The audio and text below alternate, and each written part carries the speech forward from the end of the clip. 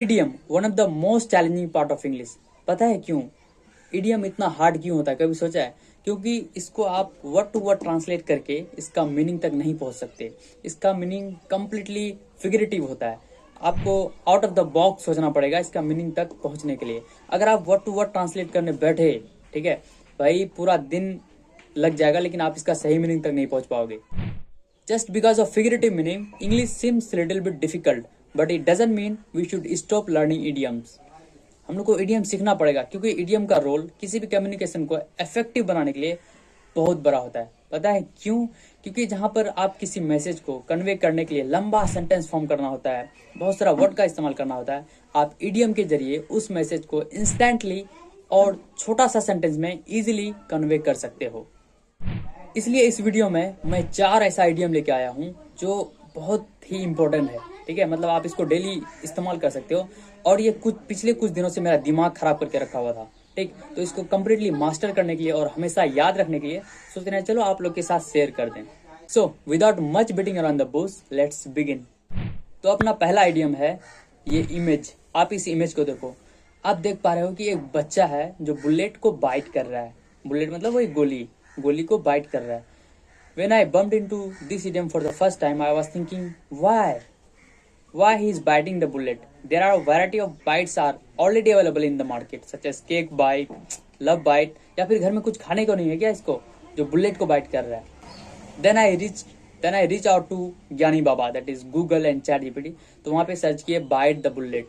तब उसका मीनिंग मिला हमको कि बाइट द बुलेट मतलब होता है डिफिकल्ट सिचुएशन को फेस करना। जो काम आपको नहीं करना, जो काम आप नहीं करना चाहते हो उसी को पूरा डेडिकेशन के साथ करना, इसका मीनिंग होता है bite the bullet.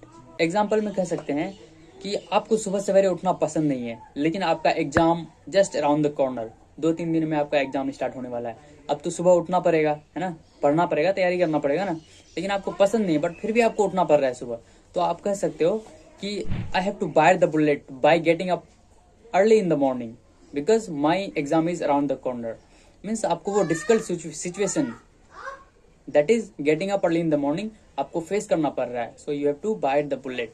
Okay, simply में आप कह सकते हो जो भी काम आपको करने में डिफिकल्ट लग रहा है, थोड़ा सा हार्ड लग रहा है, करने का मन नहीं कर रहा है, अगर आप उसको करने जा रहे हो पूरा डेडिकेशन के साथ, इसका मतलब आप बुलेट को बाइट करने जा रहे हो। You are going to bite the bullet.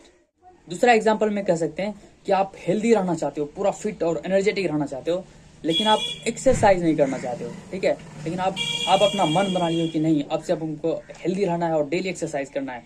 So you can say I am going to bite the bullet by exercising every day in order to stay healthy.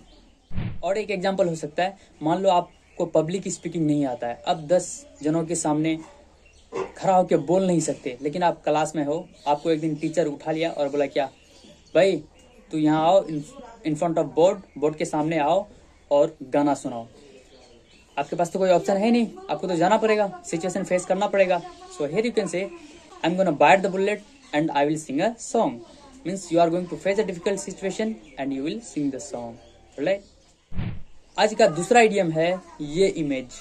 देखो इसमें आप क्या देख पा रहे हो?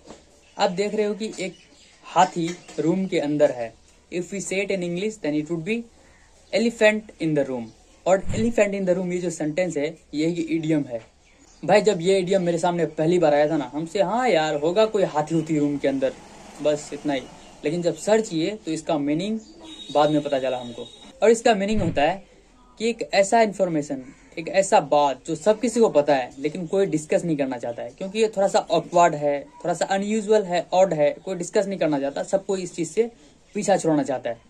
एक इसका अच्छा सा एग्जांपल ये होगा कि दिल्ली में बहुत ज्यादा पोल्यूशन है, ठीक है, और लीडर सबका मीटिंग होता है, उन लोग पता नहीं क्या करता है, लेकिन उन लोग पोल्यूशन के बारे में डिस्कस नहीं कर रहा है। सबको अवेयर है, सब किसी को पता है कि हाँ दिल्ली में बहुत ज्यादा पोल्यूशन है, सबसे जरूरी बात होगा पोल्यूशन को टैकल करने का, है ना, कि इसको पोल्यूशन को साफ कैसे किया जाए। लेकिन मीटिंग होता है, लेकिन कोई ये बात नहीं बोलता है, ठीक, क्योंकि सबको इससे छुटकारा पाना चाहता है। मान लो आप लीडर हो उसमें, ठीक है, आप लीडर हो, आप मीटिंग में बैठे, लेकिन आप सोचते हो कि नहीं पोल्यूशन के बारे में डिस्कस किया जाना चाहिए। सो यू कैन से let's talk elephant in the room. मतलब जो बात आप बोलना चाहते हो वो सबको पता है लेकिन डिस्कस नहीं करना चाहता है, तो आप कह सकते हो let's talk elephant in the room, that is talking about और discussion of daily pollution. Next example, मान लो आप किसी प्रोजेक्ट में 5 लोग काम कर रहे हो, ठीक है, और वो प्रोजेक्ट बार बार फेल हो रहा है, ठीक, लेकिन आप लोग डेली मीटिंग करते हो, लेकिन फेलियर होने का रीजन, जो कारण है, कोई डिस्कस नहीं करना चाहता है, ठीक, सबको इससे छुटकारा पाना चाहता है, लेकिन आप उठ करके बोलते हो let's talk elephant in the room, मतलब ऐसा चीज के बारे में डिस्कस करो जो सबको पता है कि हाँ इसका फेलियर हो रहा है, उसी बारे में हम लोग को बात करना चाहिए, ठीक, कोई नहीं बोल रहा लेकिन आप बोल रहे हो, तो आप कह सकते हो let's talk elephant in the room, that is what are the reason behind the failure of this project. Now it is your time to make at least few or 3-4 sentences using all the idioms I have explained in this video and write it in the comment box, and I will give heart all of your comments. And if you like the video, if you find little bit helpful and you enjoyed it, subscribe to my channel and like the video in order to watch more and more valuable lessons like this.